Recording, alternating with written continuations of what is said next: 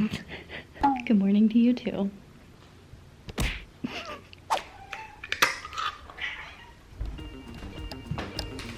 What do you say?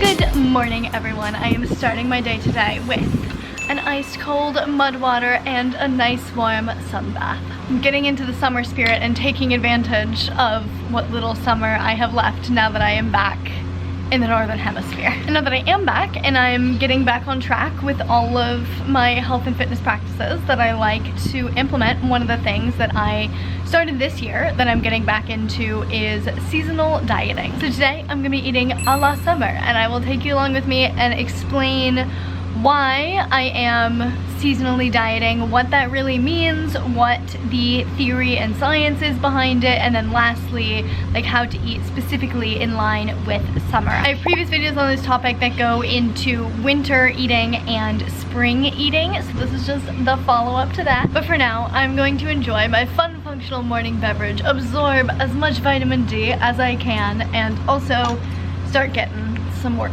done on this guy and on this guy.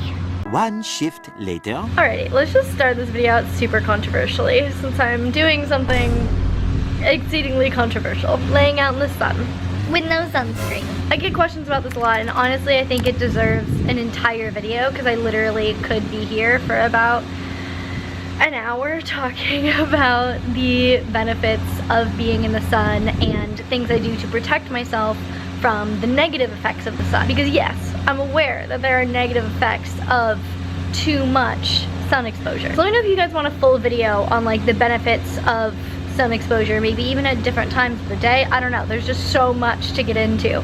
But what I wanted to share with you guys is this app that I use. It's called D-Minder, and it's how I make sure I do not get too much sun exposure. I make sure I get just the right amount to optimize my vitamin D levels without risking any sunburn. So what this app does is it tells you the UV index at any given time during the day. So I can check at any time during the day and tell me what the UV index is. And what that basically means is how strong the sun is. So on a scale of 1 through 13, right now it is at a 9. And then it also shows you how long of sun exposure you need in order to get optimal vitamin D levels. So right now at a 9, it says 20 to 25 minutes. And it also says recommended time in the sun depends on your skin type. So that's also where knowing your body is really, really key here.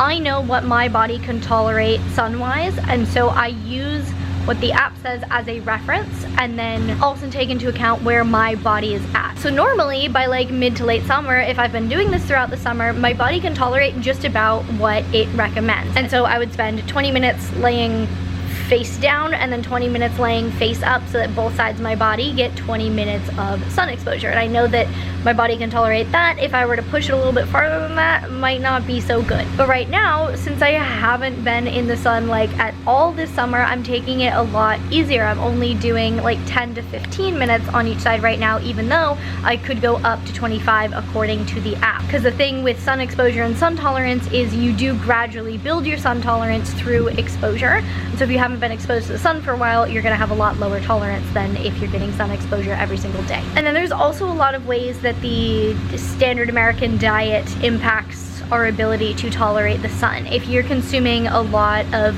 processed and inflammatory foods, you're a lot more likely to get sunburned when you are exposed to the sun's rays. Whereas if you're consuming a lot of whole unprocessed foods, a lot of fish has a lot of really good things in it that help protect the body from the sun, including omega-3s and astaxanthin.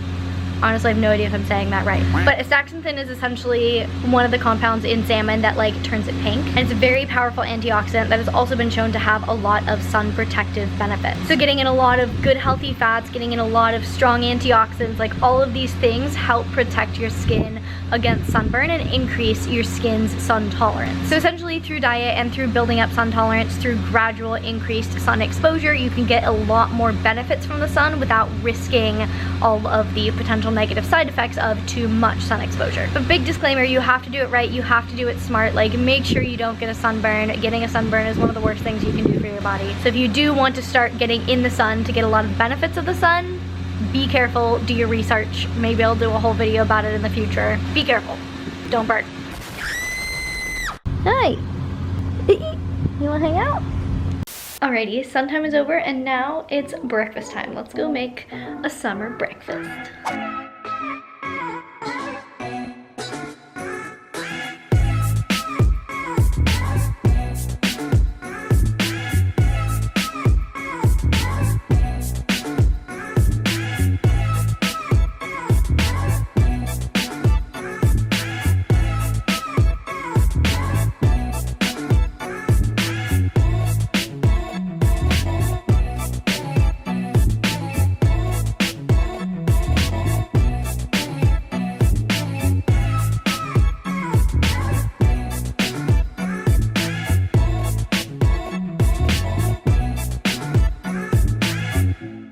We have a delicious summer smoothie.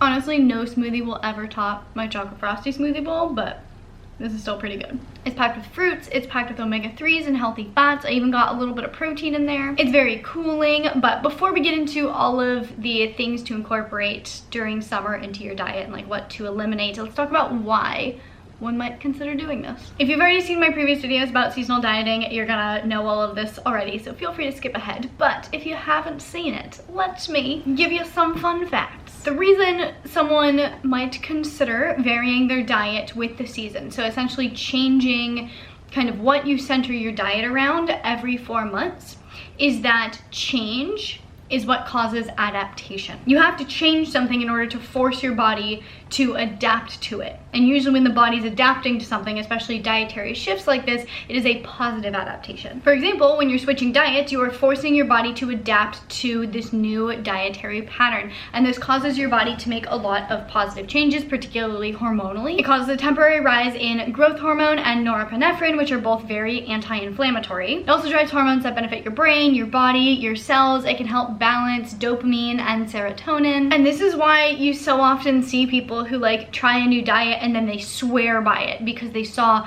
amazing changes, particularly when they first switched to the diet. The magic isn't necessarily in the diet itself. The magic is in that shift and the adaptations that you're forcing your body to make because you're shifting. So there's a lot of different like mechanisms in the body that support why we might also want to align these shifts with the seasons in particular. Obviously, there are many different ways that you can shift your diet over time to force adaptation, but evolutionarily, there are some principles that show us that adapting with the seasons might be more beneficial. And the one that I think is particularly important to highlight for the summer is that in the summer, our vitamin D levels are naturally higher because we're getting more sun exposure. And this actually makes you more insulin sensitive and hormone sensitive. This means your body is better able to metabolically handle a higher load of carbohydrates as well as fructose-rich foods, which tend to be the foods that naturally grow during the summer. So we will circle back to that when we talk about what you might want to consider eating during the summer. Another reason you might want to vary your diet is to balance out the mTOR pathway and autophagy. So mTOR is activated essentially through higher protein, and it's the growth pathway. It's the pathway that needs to be activated in order to grow new muscle tissue or regenerate cells. It increases ATP production, it produces new mitochondria. It has a lot of positives, but it also has a lot of negatives. Because it is a growth pathway, not great for cancer. Overactivation can age you prematurely. It can contribute to a whole host of other degenerative diseases, and it inhibits autophagy. Now, autophagy is activated through a more fasting state, and it's an amazing process that essentially recycles old damaged cells. So it's kind of the process that cleans out your body of all of the things that have kind of broken down and gotten a little damaged. If you don't activate this pathway, it's like never taking out the trash in your house. Like, eventually you're not gonna be able to live there. It's gonna become a toxic wasteland. But it also has its negatives. If you're in autophagy too much, it can suppress the immune system. It can kill heart cells. It can also be bad for certain types of cancers. So the trick for longevity is essentially to find the balance between these two pathways. And if you're shifting your diet seasonally, you're gonna naturally lean more into one pathway than the other and cycle through it throughout the season. So in spring and summer, you're gonna lean a little bit more into autophagy, and then in fall going into winter, you're gonna lean a little bit more into mTOR. And so you're gonna cycle through these, get the benefits of both, but not stay too long in either one. Then you're gonna start to get some of those negative effects. This is why diet dogma is so dumb, because everyone thinks their diet is like the best diet and you should do it 24/7, 365 days of the year. But in reality, a lot of different diets have a lot of different benefits and a lot of different drawbacks, and if you cycle through them, you get a lot of the benefits out of them, but if you don't stay in them too long, you don't get a lot of the negative side effects, depending on the diet. Some diets are just horrible for you, but like the ones that all seem to have valid points, they do have valid points. So when you spend time in each diet, you're getting benefits from those diets, and then when you're switching diets, you're also getting the benefit from the switch. So that's why I'm implementing seasonal dieting. I want a little snack, so I just got myself a little Papa Steve's protein bar. Oh, Cleo. There's a fly, and she is very entertained. Get it. And now I'm just sitting down to order a new Viome full body intelligence test. Big shout out to them for sponsoring this video. But now that I'm like back home, not traveling anymore, getting settled back into my regular routine, my regular life, I really want to dive deeper into my health and repairing my body where it needs it. Because not only do I kind of need to recover from traveling, I think I've kind of, like, I feel a lot better now that I've had a couple weeks that I've been back home. I've been back in my regular routine. I think I'm recovering from like the more acute stress of like the 4 months of traveling. But one thing that's not recovering is my skin, and I think I'm gonna make a whole separate video or maybe video series on fixing my skin, because it's been a whole thing. This is a whole discussion for another day, but basically I need to get my skin healed. It has not been fully healed for a long time now. Like, I got to the point where I felt like I was fully healed from topical steroid withdrawal. My skin was perfect for like 5 months, and then since then, like, it's just constantly somewhere between mildly uncomfortable to painful and very distracting, and I'm just tired of it. So my plan is to kind of dive back into that journey of figuring out my skin and getting that healed. And then also, last time I took a Viome test, it told me that my like cellular and metabolic health was not optimal. Yeah, cellular and energy efficiency, not optimal. Immune system was good. Anxiety and stress response was not optimal. Mitochondrial health, not optimal. So basically, there were quite a few indicators in my test results that showed me that I am not nearly as healthy as I would hope and as I would like to be. And I did tell you guys about why I think that was. Like, when I took this test, I was not too far removed from what many would call an abusive relationship, and so I think my body was still recovering from that and still dealing with the stress of that. So I don't know where my body's at now that I had some time after that, but then I've also been traveling for like 4 months, which is a different low-grade stressor, so I don't know if my body has actually healed more since then. So I want to get like a new baseline now that I'm getting back to my baseline lifestyle, if that makes sense, and then use that data to work on my health from there. Because, you know, with everything that I do for my body and for my health, I would think that my cells should be functioning well, my mitochondria should be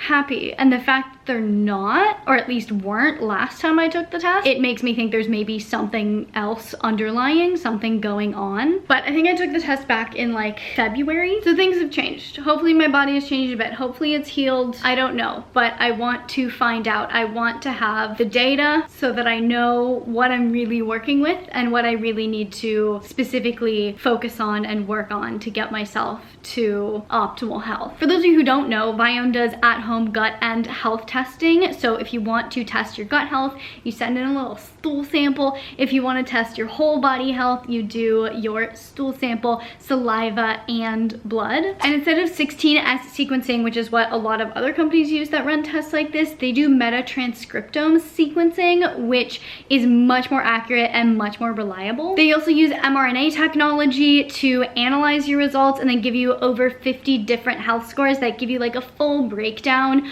of where your body's at, where you need work, where you're doing really well. And then from there, they give you personalized nutritional recommendations to help optimize your gut health, which will in turn help optimize longevity, hormones, skin quality, brain function, like pretty much all physiological parameters of the body. If you optimize your gut, it's gonna go a long way to optimizing your health. Like if you're struggling with any sort of health issue, your gut might be to blame, or it might be at least a big part of the problem. Poor gut health and microbiome imbalances can lead to inflammation and a whole host of other issues that can negatively impact your joints, your skin health, your immune system, bloating, energy, sleep, mental health, mental clarity. Like your gut impacts everything. So if you are dealing with any health issues that you can't really figure out how to navigate, I highly recommend checking out Viome and doing at least their gut intelligence test or even their health intelligence test. But this can help you figure out like exactly what is going on in your body, where things are breaking down. And then on top of that, they give you a lot of solutions to help fix it, mainly starting with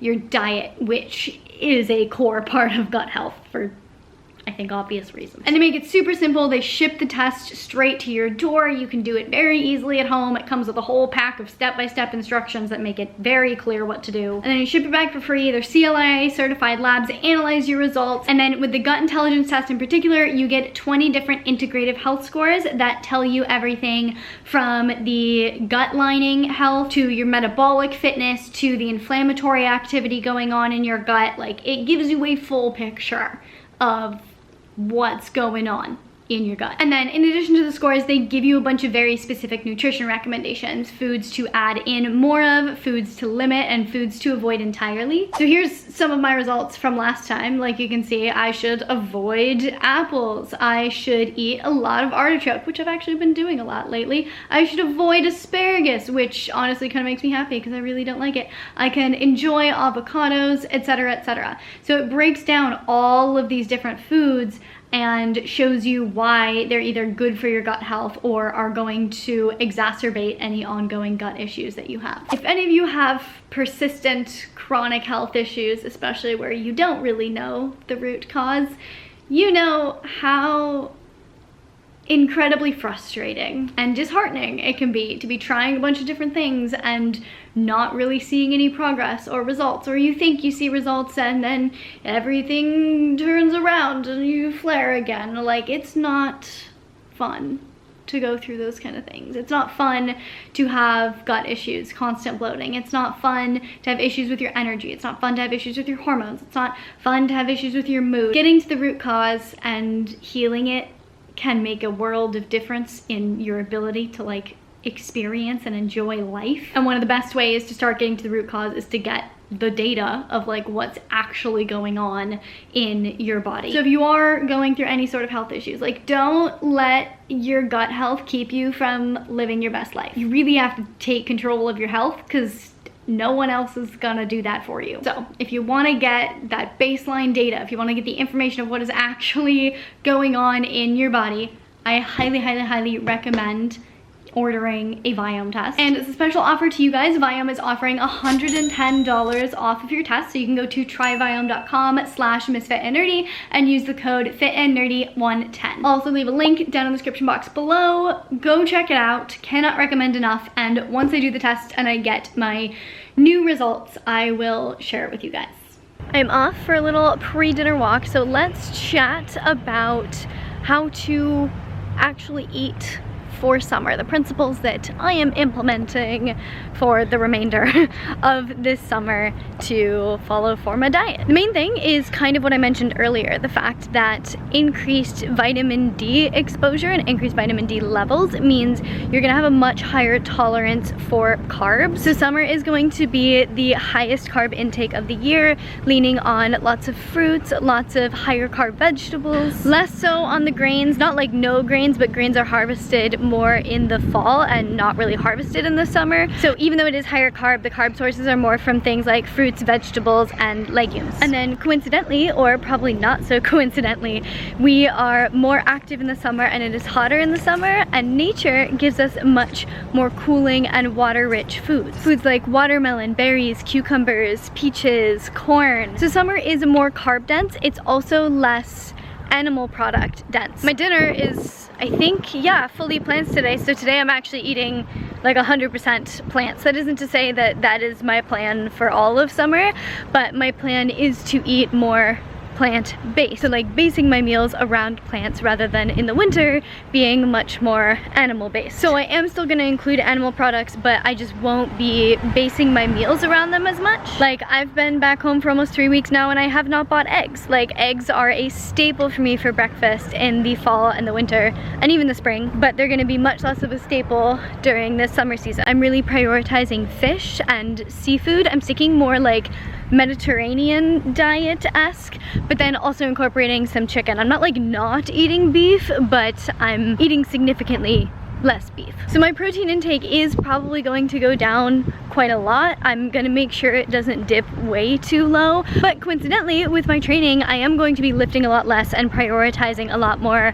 mobility work and starting to do cardio, which doesn't require as much protein. So this is actually a really good time in my training cycle to be reducing my protein intake. So obviously today, good example of what a full day of eating in summer could look like, but some other breakfast ideas in line with this are chia pudding or like a yogurt bowl topped with a bunch of nuts and seeds and fruit smoothies like I had today. I'm definitely gonna be having a lot of my chocolate frosty smoothie bowl. For snacks, my pantry is currently stocked with fruit and hummus with like things to dip in the hummus. I got a bunch of like rainbow carrots the other day and I'm gonna dip them in hummus when I want a snack, and it's gonna be, I should have done that today instead of having that protein bar. I forgot about it. Oh well. And then dinner's probably gonna look a lot like more lentils and quinoa, a lot more salmon and fatty fish, and then also choosing to incorporate a lot more hydrating foods. So since I've been back, I've really been like leaning into the salads, just having like a huge bowl of greens topped with like all of the good salad stuff. But things like cucumbers, red onions, chickpeas, peaches. So really my overarching diet template for breakfast and dinner is smoothie for breakfast, giant salad for dinner filled with all of the good things, and that's gonna be my summer diet.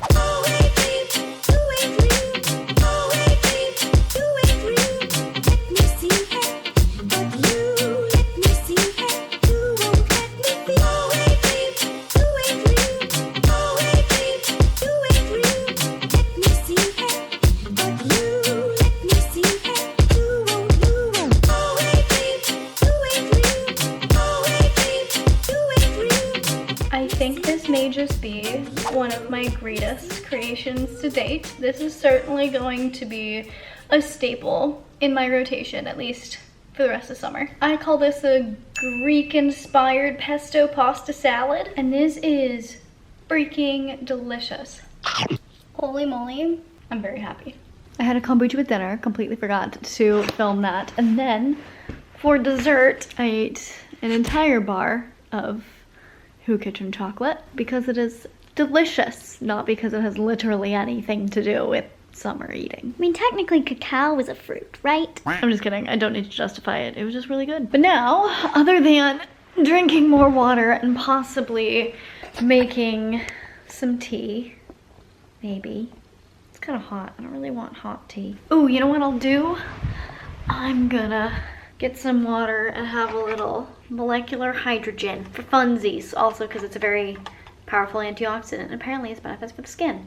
Fun fact. Now I think I'm going to wind down, get ready for bed, and also start working on my new workout program to kickstart my cardio journey, essentially. Don't worry, I will be documenting every little thing about this process. You guys know me, like the basis of my training is resistance training. I don't really do cardio, and there are a lot of reasons that I don't really do, like legitimate reasons that I don't really do a lot of cardio. So I don't want to just completely skip everything else and only do cardio. So I want to write a workout program that includes cardio that's going to slowly build up my endurance to being able to run, and then also includes like mobility and like weighted mobility kind of functional stuff, and then a little bit of resistance training in there as well. So I want to start kind of structuring that out and figure out what that's going to look like so that I can actually start and get back into working out post traveling. So I hope you guys like this video. Let me know if you're liking this seasonal dieting series. If there's anything